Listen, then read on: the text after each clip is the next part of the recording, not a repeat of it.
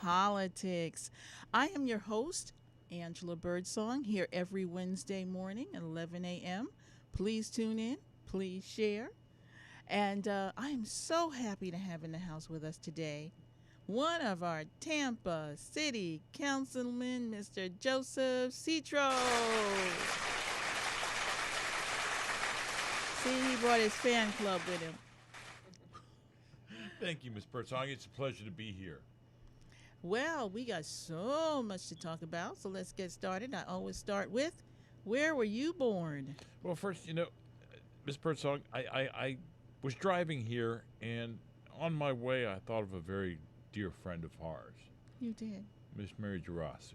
She was my co-host. Yes, she was. And, I've known Mary since the mid-'80s, and she was a friend, and a great videographer. Yeah, without a doubt. ABC News. Bay News 9. She was a superhuman being. Kind soul, kind heart.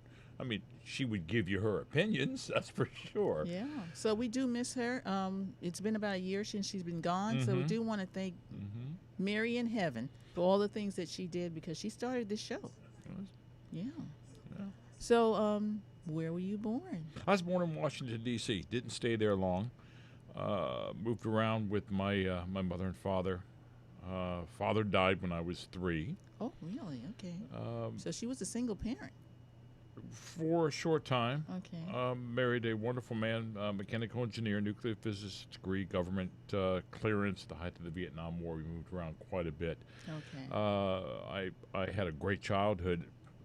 When she was married to him, he worked for Dow, DuPont, Pratt & Whitney, McDonnell Douglas, General Tires, and NASA. Wow. And that's how I got my base here in Florida. I guess at MacDill? No.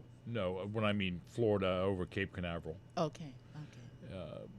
And they got divorced, and my mother kind of went spiraling, turned to become an alcoholic, and married a man that had 11 kids. So really? I went from being an only child to a family of 12 kids, and we moved down here. In '74, graduated from Lato High School. Really had no direction as a kid. Again, when your parents are alcoholics and she married an alcoholic. Yeah, you as a child have no direction. I see. And finally, I guess in 95, 96, I gave up alcohol myself and became clean and sober. Okay. And that's when I really grew as a person, and that's when I knew I wanted to get into better things and do better things. And I had bought my first house from the money that I gained from not drinking anymore. So okay. It's amazing how much money you can save. Where did you buy your first home? In South Tampa. Okay. And that was in 2000. And I was sitting on my back porch with a friend of mine who was drinking beer. And I was complaining. I never knew the expenses of a house and what it costs to pay taxes and other things that you might need to do. And I was complaining. And now, at that point, what were you doing for a profession? Hairstylist. I've been a hairstylist for... You became a hairstylist. 42 years. And that profession gave me the opportunity to do the things that I wanted to, the scheduling. I became part of Civil Service Board for the City of Tampa, which deals with employees. Code enforcement, I was a magistrate for Code Enforcement Board, so then I became part of the Variance Review Board, and then, the Charter Review Commission. Had I not had that profession where I could schedule my own time and work a 9-to-5 job, I would have never been able to do those things, to get me advanced, to hone my trade, to learn my skills to become city council. Well, you bring up a very important point because a lot of times people want to be involved, they care, but because of responsibilities, they just can't get involved. So I'm hoping they're listening to Tampa Bay Politics when they can.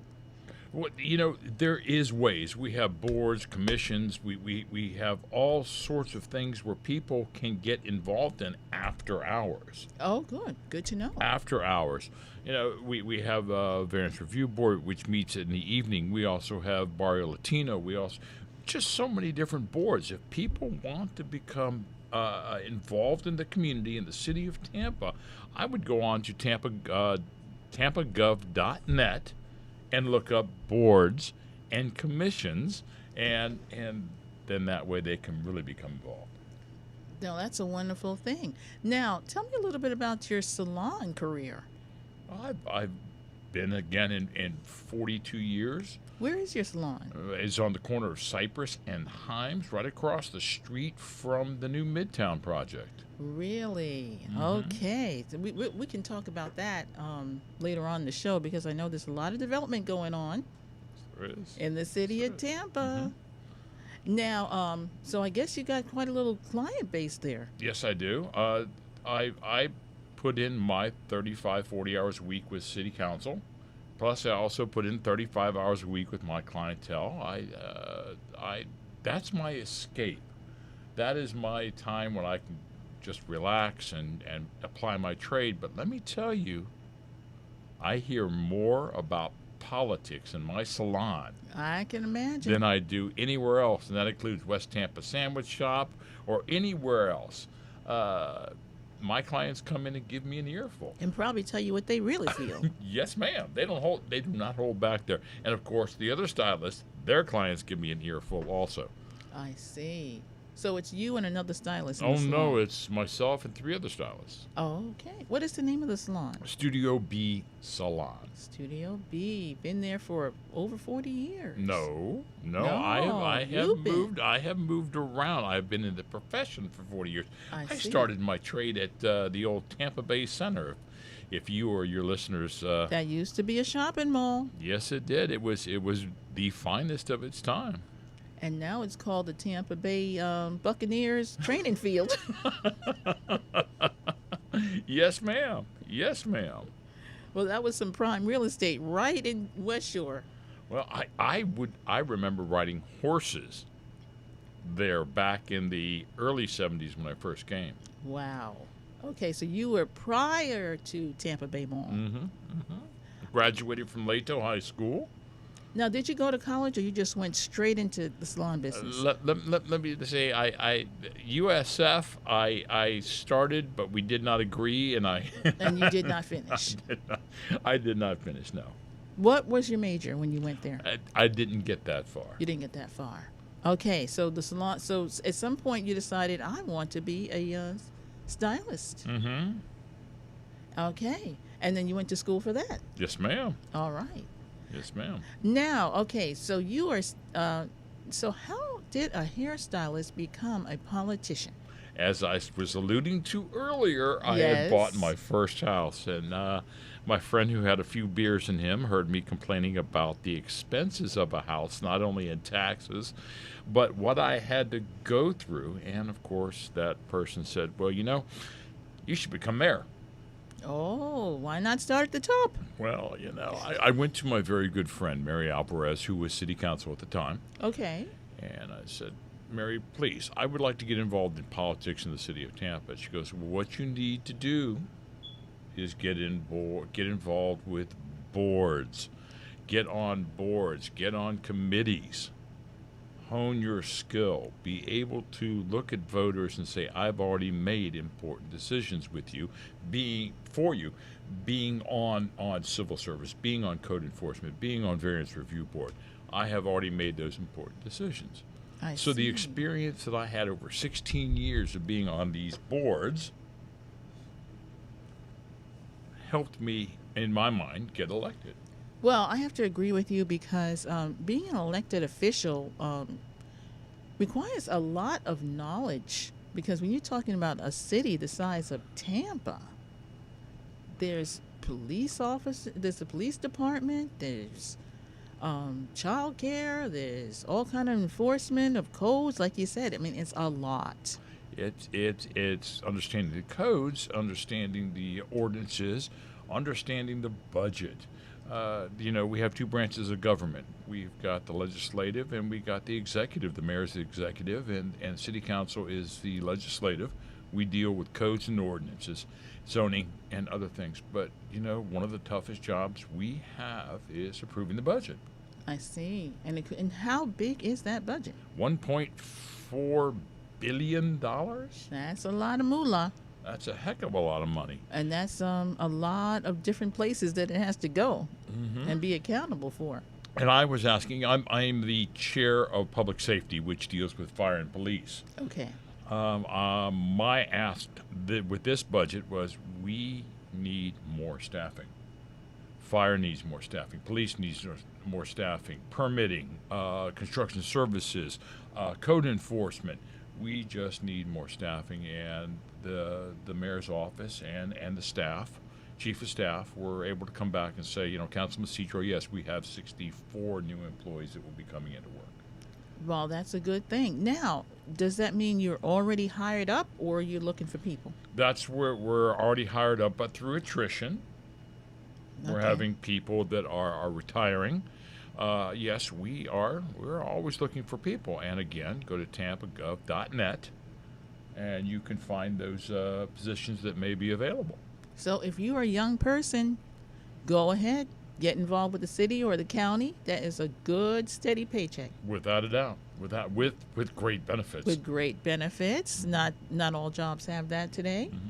And what about pensions? Still got pensions? Still got pensions. Well, or 401ks that will provide. Police and fire have their pensions. Police and fire. And I saw a advertisement looking for minority police officers. Mm-hmm. Is that an initiative that you're trying to That's do always an initiative. We have the most diverse police department. Good to know. We do. It doesn't matter what God you believe in. It doesn't matter your gender. It doesn't matter your sexual preference. It doesn't matter what color your skin is or what religion. We have the most diverse police department in I feel in the country. Same with our fire department. Now, I know there's been some issues with getting the ladies to feel at home at the fire department, but I'm hoping that you'll get some more women in there. You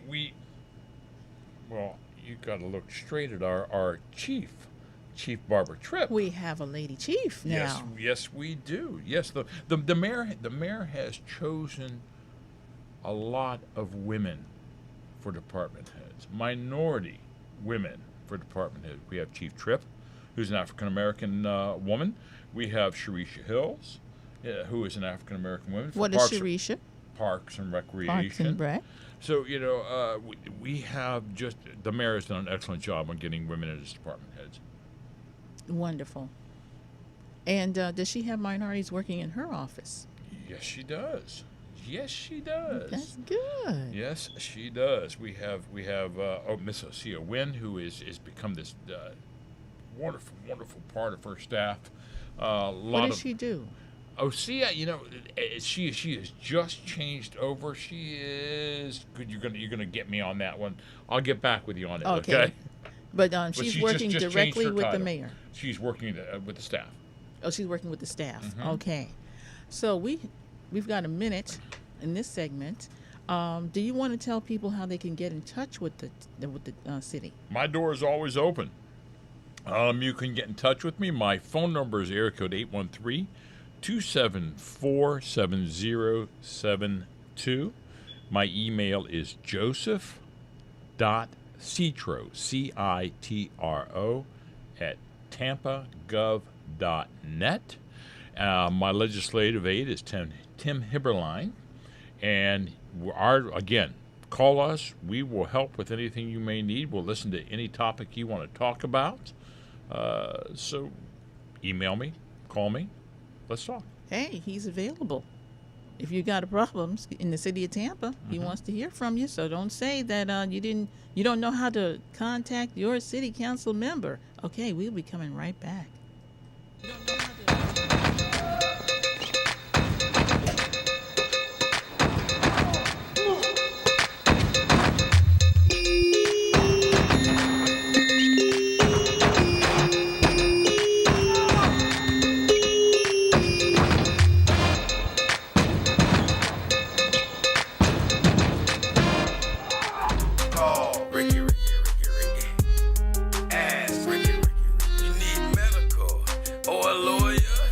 got the man to do the leg work for ya.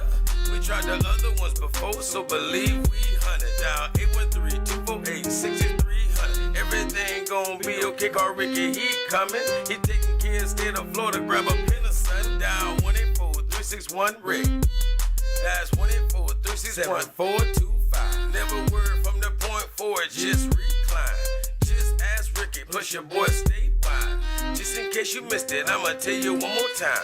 184-361-RICK. Call Ricky, ask Ricky. It's a legal medical referral service. The doctors and lawyers in our network are trained in handling auto injury claims and giving you the best medical treatment and recovery. Dial 1-844-361-RICK. That's 1-844-361-7425. Ricky. Ask Ricky. By now, we're all aware of the dangers of COVID-19. Like others with existing health issues, cancer patients are at a high risk due to their compromised condition. If you are newly diagnosed with cancer, your care likely can't wait. Moffitt Cancer Center is the best place for your cancer concerns and to provide guidance to help you plan your next steps. We're here for you. Call 1-888-456-2839 or go to moffitt.org/here-for-you. Hi, this is Angela Birdsong, and I'm so proud to say I have my very first sponsor for Tampa Bay politics. His name is Sam Cohen of Attorneys First. So if you are an attorney, please give him the opportunity to quote you for errors and omissions insurance. His number is 727-799-4321. That's 727-799-4321.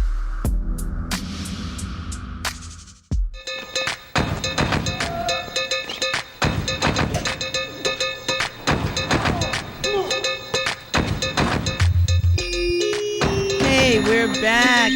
So happy that you have taken the time to listen to Tampa Bay Politics. And in the house is one of our sitting city council members for Tampa, Mr. Joseph Citro.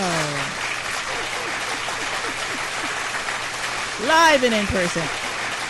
Okay. Miss Birdsong, I need to get back because I don't want Miss Osea Wynn to be She upset can hear with it. me because, you know, her job had changed over recently, and I just want everybody to know Miss Osea Wynn. Strong African-American woman. What's she doing at the city of Tampa? She is the Neighborhood Community Affairs Administrator, so she is high in the administration.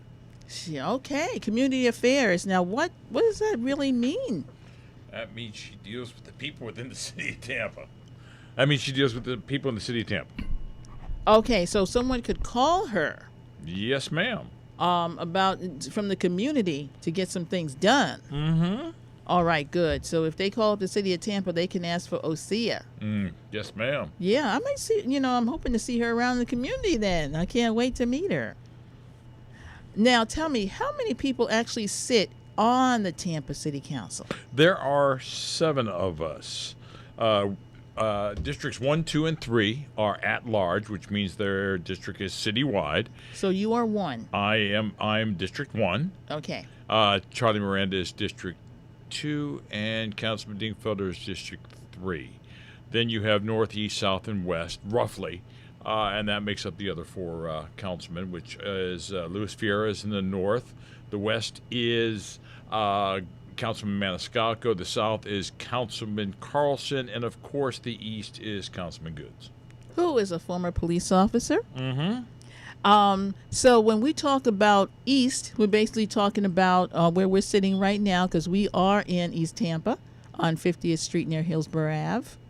And then when we're talking about South Tampa, we're talking about Representative Councilman Carlson. Councilman yes. Carlson, yes. So he's got all of South Tampa. And then, so in West Tampa would be Councilman Maniscalco. Mm-hmm. Okay. Mm-hmm. Now, who's the other councilman? Councilman Vieira. Vieira is New Tampa. Yes, ma'am. Okay, which, if you don't know, is part of the city of Tampa.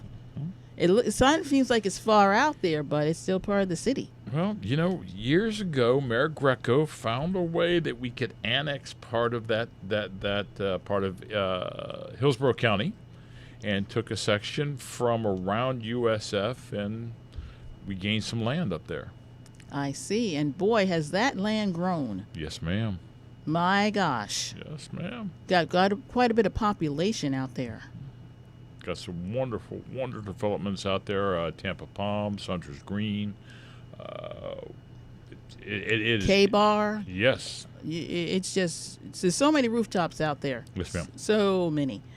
Okay, so the city of Tampa. Now, when do you guys get elected?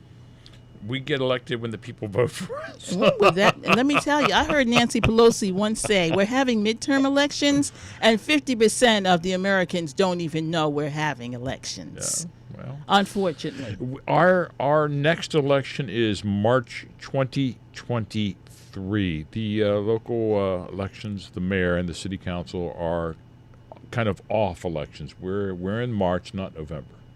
That makes it difficult for some people. They don't know the elections are going on. They do not. However, there is different logics in that, and one of the logics was that if we are in presidential elections or midterm elections, that we, the city council and the mayor, would kind of get lost in the shuffled down ballot. Okay. So if a city council by the last election can get elected by 8,000 votes, if you have somebody in November that is running for office and they're down ballot, they might get elected by fewer. This way, it keeps us separate, and in my opinion, draws the voter out to make a very, very important decision. Okay. You don't know how many total votes the mayor got, do you? No, Okay. Just wondering.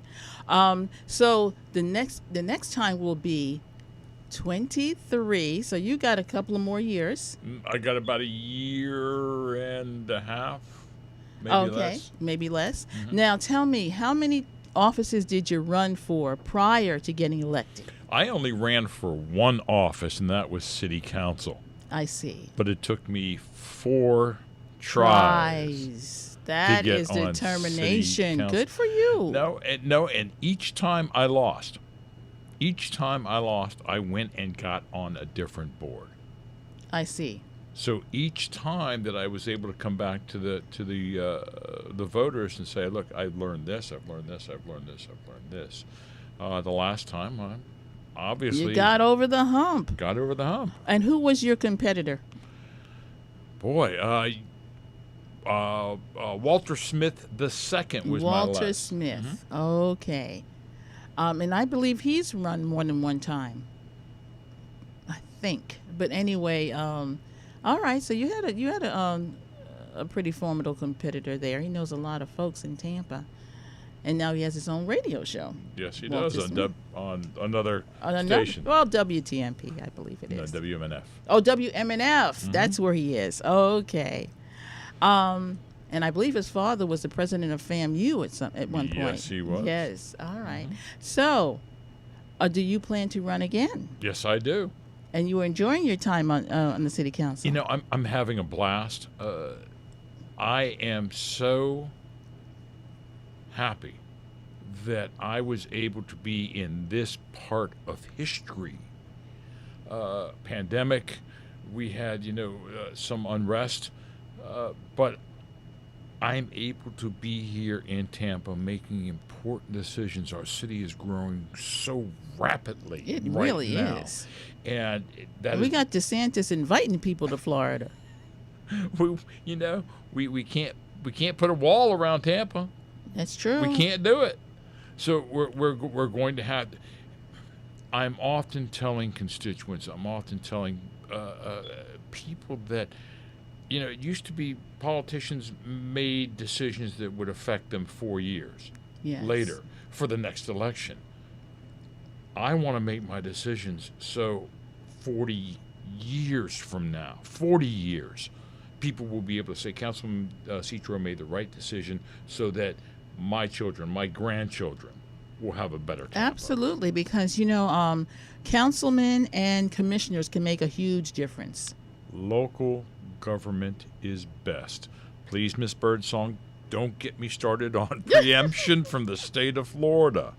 The state of Florida has preempted this city council 3 different times since I have been in office. First with our tree code, then with Councilman Vieira's apprenticeship program, and with my first attempt to present a clean energy resolution for the city of Tampa. All right, we need to talk about this because it's a big issue that a lot of people are not aware of. In Tallahassee, we have a majority Republican rule. It's problematic. And because it's my show, I can say vote blue. That's really the only answer. But tell me, how are they been? How does the Tallahassee rule these local county and city commissioners? I am a nonpartisan race, so I'm not. That's why I can say things you can't say. But okay, there is a person that had a problem with a tree in their yard that didn't even live in the city of Tampa, and they did not like the codes and ordinances where they lived. Okay. So they went to Tallahassee, gained a few people, and were able to preempt local tree ordinances. Now, why are they even? Do they even care about tree ordinances? I don't know. I don't know. This city, Tampa, worked for 3 years with people like Kathy Coyle, with people like Kathy Beck, and these were city attorneys, these were city administrators, these were people that were with the city. It went out with Kristen Mora, who was another city attorney, to developers, the Tampa Bay Builders Association, neighborhood associations, and were able to talk to the people and come up with a plan that was the most legally binding and most environmentally binding. And so after 3 years of doing that, someone who lives in a different city, who happens to be a state representative, goes to Tallahassee and gets a bunch of people together to preempt local ordinances and codes. Okay, does this really come down to developers want to just take out the trees when they want to take out the trees? No. Okay, so what is behind this, you think? I don't want to go out on a limb, but I'm going to say it was just one person that didn't like something. All right. Now, you also mentioned that City Councilman Vieira's initiative for apprenticeships, they also preempted that. No sooner did our vote go through. Okay. No sooner did our vote go through that there was preemption written. I mean, it was amazing that Councilman Vieira said, "Hey, I just got a text. There was preemption bills passed, presented for this." Let's go over that program. What was Louis Vieira trying to accomplish with that apprenticeship program? 10% of all vertical building within the city of Tampa have some sort of apprenticeship program with it. Was it 10 or 12%? Some 10 or 12%. But a certain percentage Yes, had to be ma'am. guaranteed as apprenticeships. Yes, ma'am. Now, the forces that were working against you, why didn't they like that? There were some construction companies, there were some developers that felt that would cost them too much money. I see. It all comes down to money. It does. And then when I put forth my clean energy resolution, when I made it public before it went to council, I heard from so many different organizations, not that I want to name any of them right now, but they were out there. And I got calls from other cities, other municipalities saying, "Joe, you really need to stop this action because it might ruin what we already have in place." Because as soon as I made mine public, there was paperwork in Tallahassee preempting it and making it retroactive for any other city or community that had their clean energy plans in place. All right. So we know why they don't want clean energy. And that's about the money. I can't disagree with you there, but now we are starting to see that in the long run, it's going to save cities and municipalities money. with the money that the Clean Energy Initiative and the mayor's resiliency program, who is headed by Whit Reamer, it's going to save us money in the long run. We just had the new development out on Hannah Street, the building out there. We're actually going to be able to save money in operations by putting things such as solar panels, LED lighting, water savings, so many different things. We'll be able to save money. I think, okay, well, when we come back, we got a lot of things to talk about that are going on in the city of Tampa.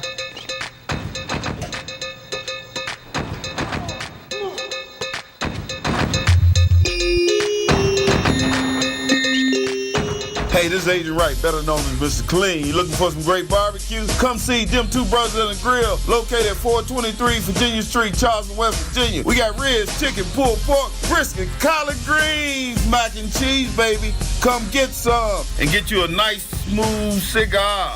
304-550-4431. That is 304-550-4431. Come get some, baby. The Rib Man, mama, the Rib Man. Catch my show that will be all up in your business. Let's Talk Business with Cheryl J. Cuso. Every Wednesday at 12:31 p.m. My business experts provide insight for business entities and entrepreneurs. So join us every Wednesday from 12:31 p.m. to 1:31 p.m. at www.intouchnews.com. Catch my show. From LA to Tampa Bay, I am back.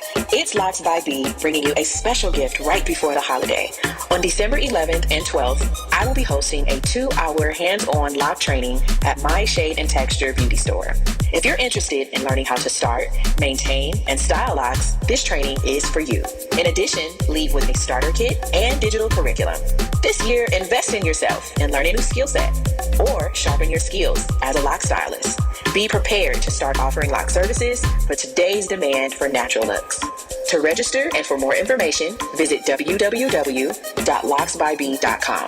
That's LOCSBYB.com. Hope to see you there.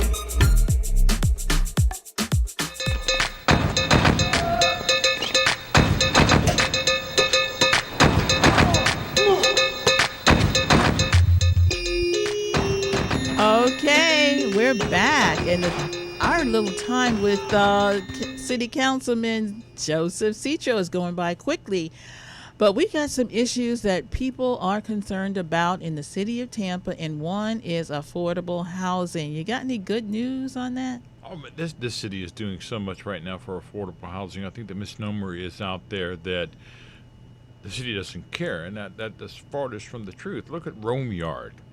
Rome Yard is coming up now. It's going to be starting development that has multi-leveled housing there. Everything from market value to affordable housing. All right, let's talk about where Rome Yard is located. Rome Yard is south of Columbus, just west of the river, and goodness, what is that southern street? It's not Main. It's above Main, but it's in the West Tampa neighborhood.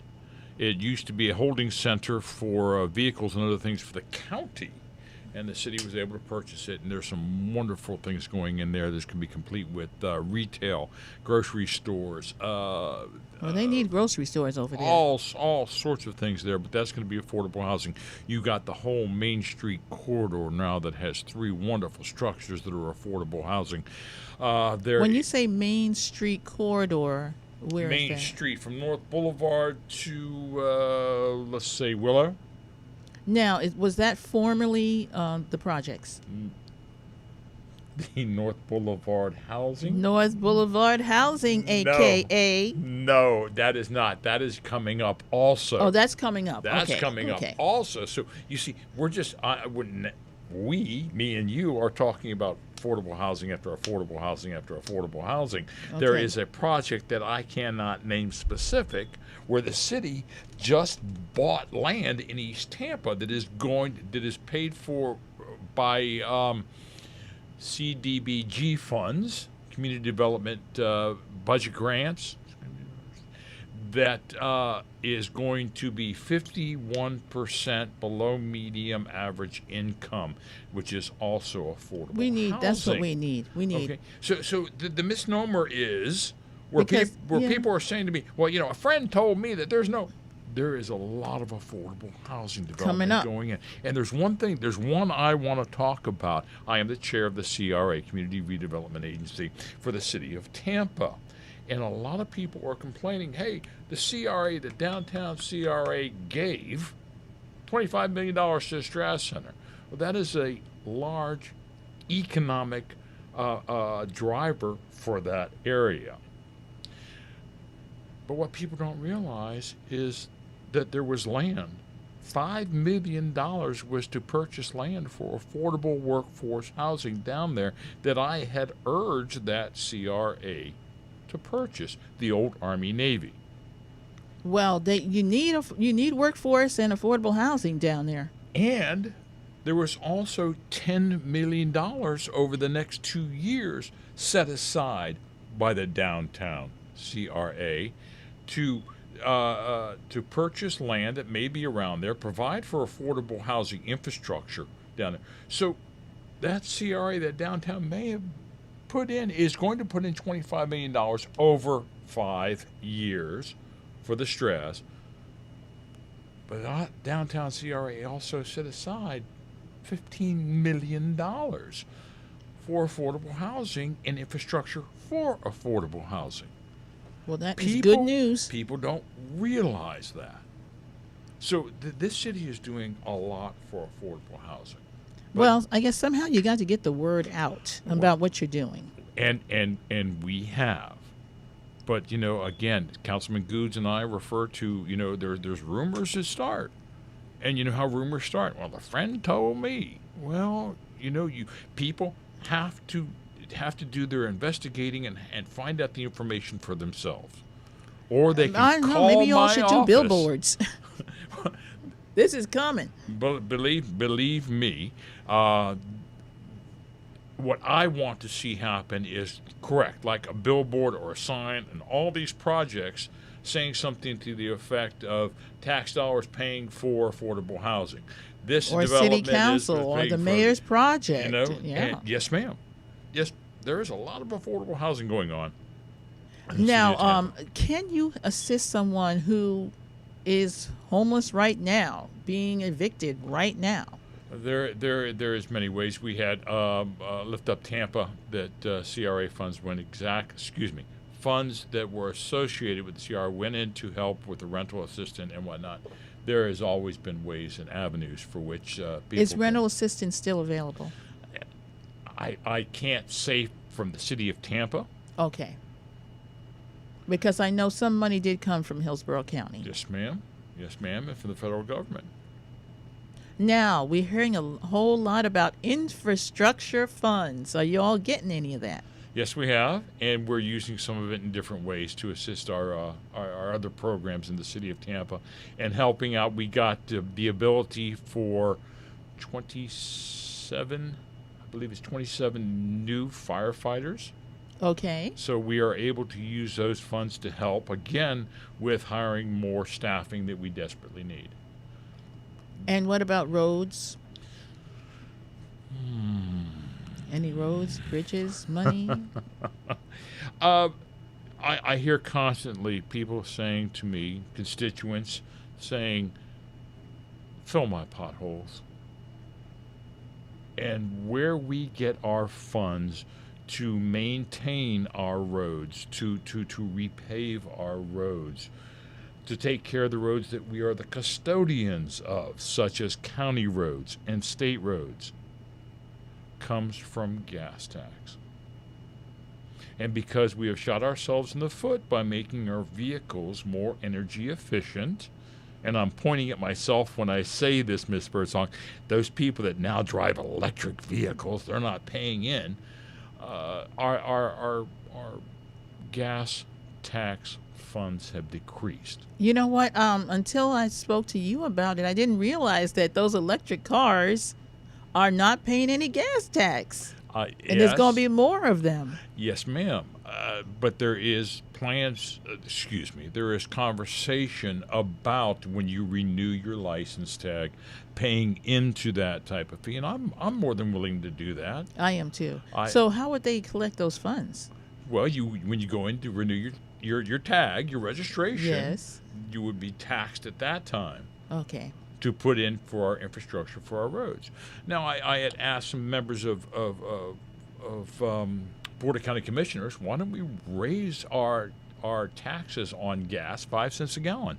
And over the last year and a half or coming up, would have raised some money so we could start repaving our roads. But there is initiative for the All for Transportation tax to be revisited. You know, that tax that That was returned because of Commissioner Stacy White, who had a partner in Tallahassee and a lawsuit, and they returned all of that money.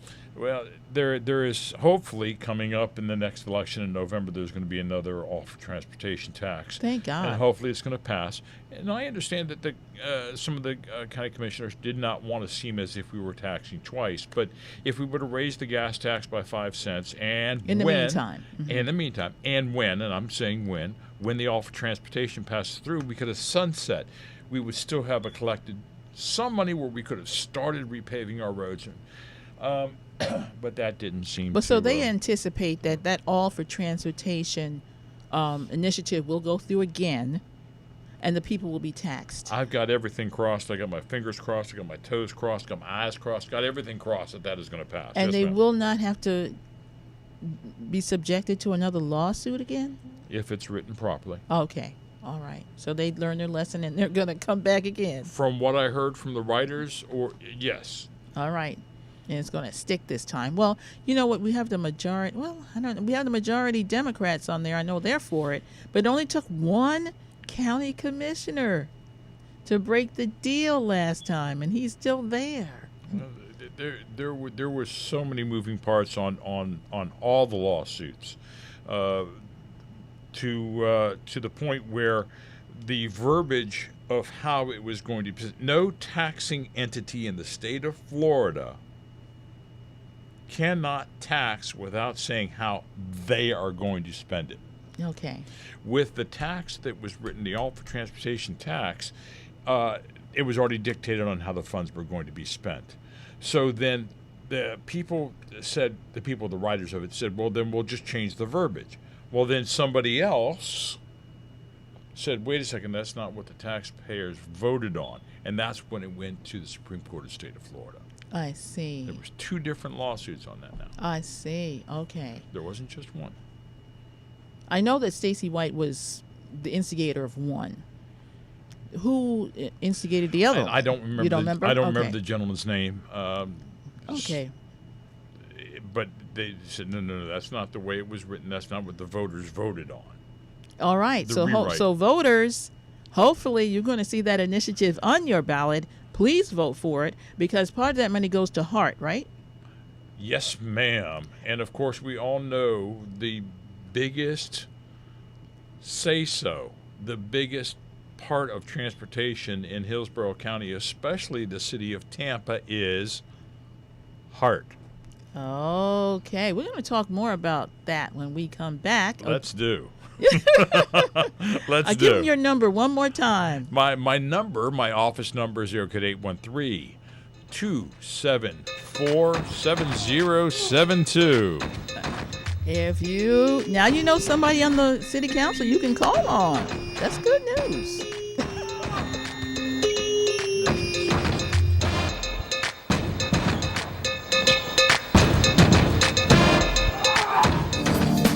Hi, this is Angela Birdsong with Tampa Bay Politics. And not only can you catch us on InTouchNews.com every Wednesday at 11 a.m., we now have a website at TampaBayPoliticsPodcast.com. We are on Apple, Google, Spotify, and Stitcher, which you can log in at any time and listen to Tampa Bay Politics.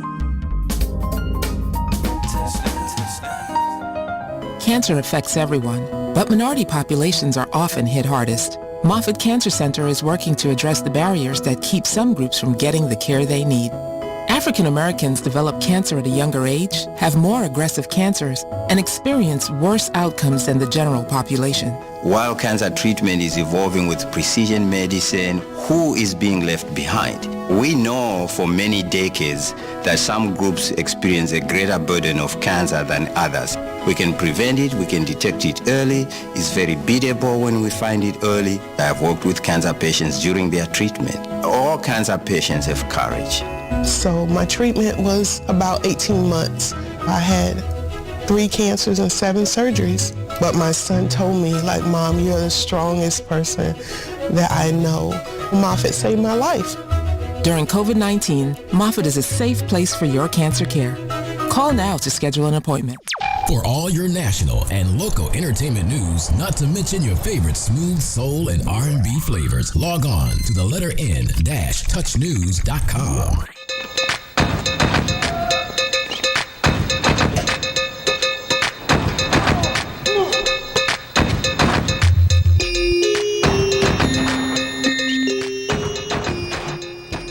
Okay, we're in the house with City Councilman Joseph Citro.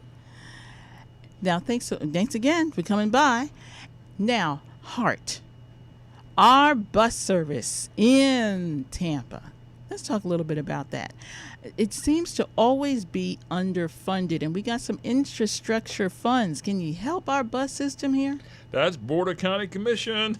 Okay. I am on MPO, which is now the TPO. MPO used to be Metropolitan Planning Organization. Now it is Transportation Planning Organization, and we are. And who's on there with you? Well, I cannot list all the people, but I'll list a few. Okay. We have County Commissioners Cohen, Kemp, Smith, and Overman. We have City Council members Citro, Maniscalco, Dingfelder, Joe Lopano from the airport. Let's see, we have from the Port Authority, we have from Temple Terrace, Plant City. Because Plant City and Temple Terrace are their own cities. That's correct. Okay. So that makes up the Metropolitan Planning, the Transportation Planning Organization. So back to your question, yes, the TPO is looking at ways of making sure that funding gets to Hart. Because a lot of African Americans do depend on bus service. Yes, ma'am. Minority folks, they need it. And there are a lot of people that live and work outside of the city, that live outside of the city of Tampa that come in to work. The city in Tampa that need that transportation. So, again, getting back to the affordable workforce housing in downtown, if we can save those people coming into the city the monies for the car, maintenance, upkeep, gas, insurance, and don't have to build a housing in downtown Tampa that has a $40,000 or $50,000 parking space. Yes. You can lower the rent. Somebody or the cost, the mortgage. Somebody doesn't have to necessarily have a car to live, work, play, and learn in downtown Tampa. So people are going to be able to work in downtown Tampa, make a good wage, and not have to pay 1/3 of their wages for if not mortgage, 50%. rent, yes, and of course electrical. Because now what I'm trying to convince the city is, if we're going to have affordable housing and you're paying 1/3 of what your mortgage or rent would be in electricity, does it make it affordable? No. No, and we can start doing things to make these buildings more resilient in downtown Tampa for workforce and affordable housing. Now, a big issue is gentrification, where we have these developers coming in and places, and also developers like Domain Homes. They're taking up lots, they're building houses, but the people can't afford them. What do you think about these developers who are coming into our communities? There are some developers that have come into our communities and taken advantage of people. But let's go to the flip side. You have a woman who has been in the house for the last 60 years, raised a family, maybe even see their husband died in that house, has paid it off, paid taxes over the last 60 years, and now wants to sell that house to be able to live in an assisted living facility or to downsize. Yep. So you're going to tell that woman who has raised her family, see her husband die, paid taxes on that house for the last 60 years, you can't sell it for market rate? You have to sell it below market rate?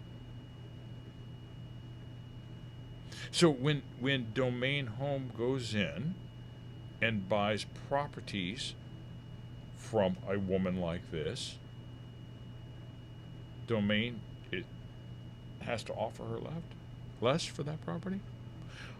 The city of Tampa has properties in which they have through whether it be sales tax, tax liens and whatnot, that are now being sold for pricing that is more affordable for local developers, minority developers, to come in and build, and it's happening around there. So I'm looking at the people who sold the property, the people who are buying the property.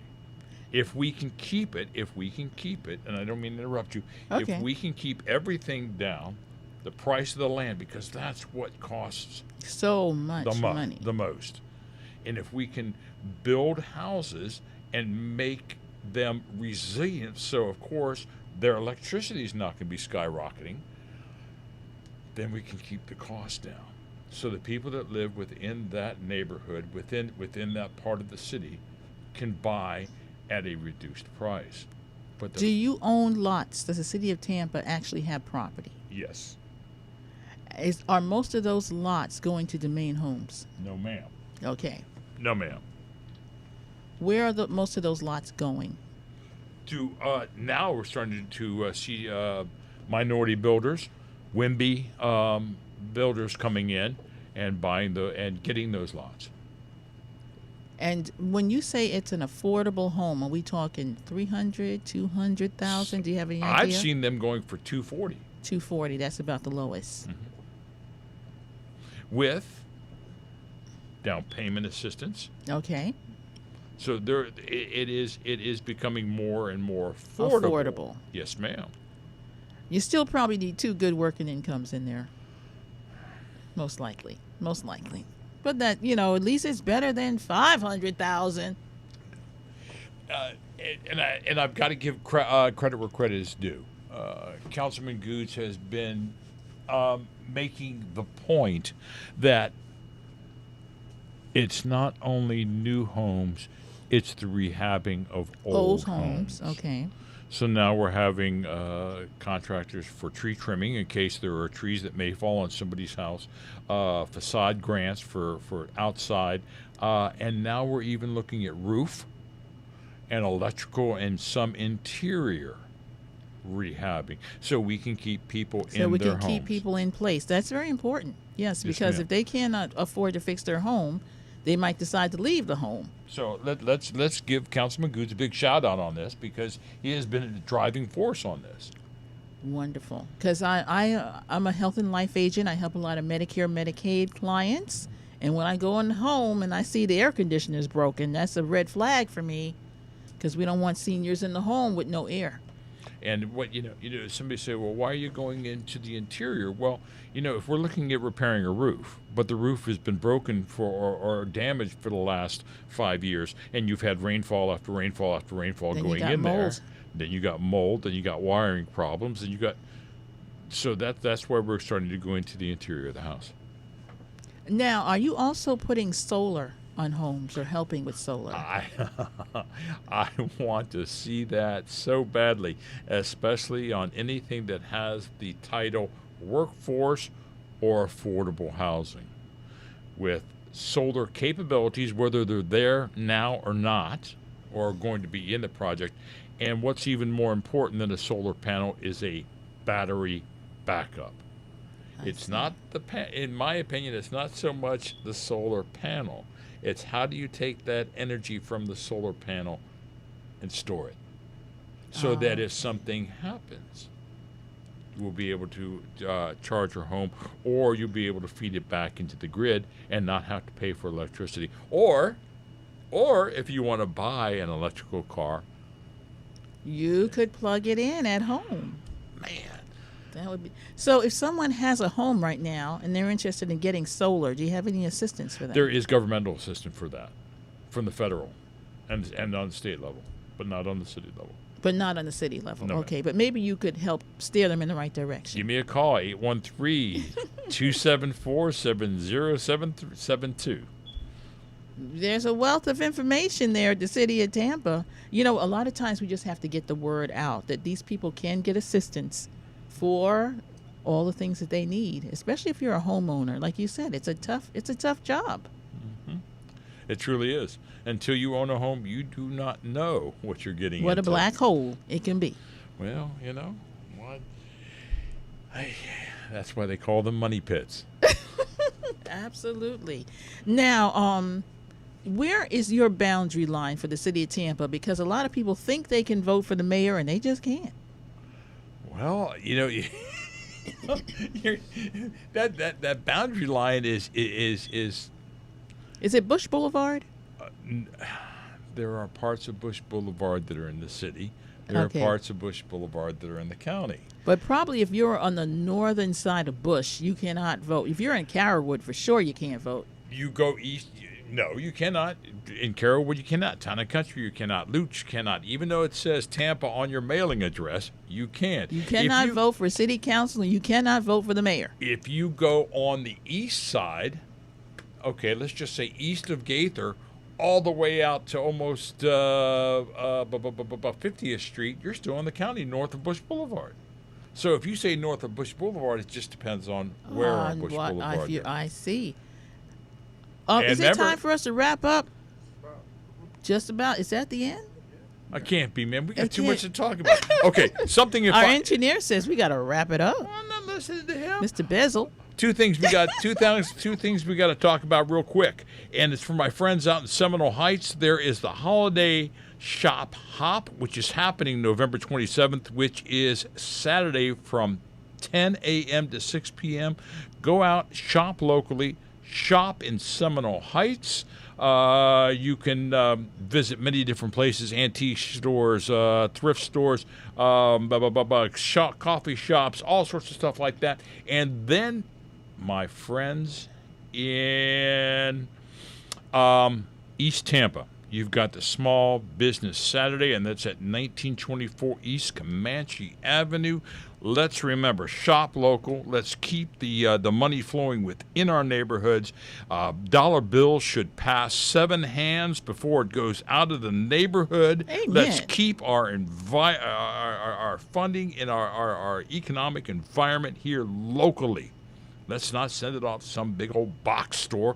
Shop local. I love it. And where are we at? We're at 8805? 5508. Excuse me, I'm sorry, I have my dyslexia Also kicking back. known as FAP. 5508 FAP. There are so many wonderful businesses right here that you can visit. Shop local. All right. Hey, I can't think of a better way to end Tampa Bay politics. Thank you for coming. Thank you for having me. Mary Gerasi, I miss you, baby. Happy Thanksgiving. Thanksgiving.